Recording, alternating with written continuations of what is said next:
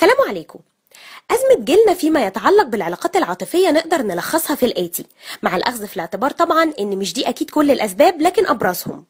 واحد، fear of commitment، الخوف من الارتباط في المطلق. في ناس بتحب الحب بس خايفة من إيه؟ ما اقدرش اقولك. بس في اللي مؤمن مثلا انه مش ممكن يكون في حاجة اسمها حب لاخر العمر. ازاي تفضل تحب نفس الشخص اللي باقي من عمرك يعني؟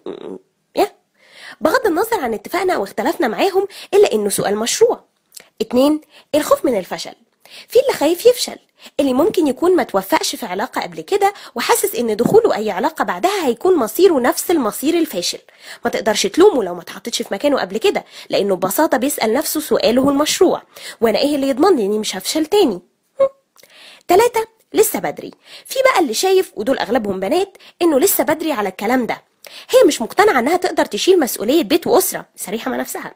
شايفة انها محتاجة تستمتع بحياتها، وشايفة انه ممكن ترتبط دلوقتي بس لسه بدري على خطوة الجواز، لانها بتسأل سؤالها المشروع: وهو انا اقدر اصلا اشيل مسؤولية بيت واسرة؟ أربعة، في بقى الدورية. دي جميلة جدا.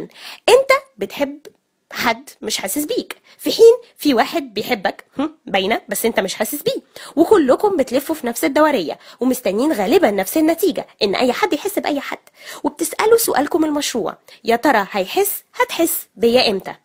ما سبق مجرد اسباب ونماذج نقدر نلخص بيها بعض من حوارات الارتباط فيما يتعلق بجيلنا، والاجابه واحده لكل الاسئله المشروعه اللي فوق، اجابه حتميه: حب وخلاص. حب لو لقيت الحب في المطلق. خدنا ايه من العقل والفكر غير وجع القلب والمشقة؟ حب لان الحب هو الحاجة الوحيدة في حياتنا اللي هبة لو ضاعت منك مش هتعرف تلاقي غيرها. حب وما تخافش من الفشل. حب وعيش القصة بكل ما فيها من جمال ووجع.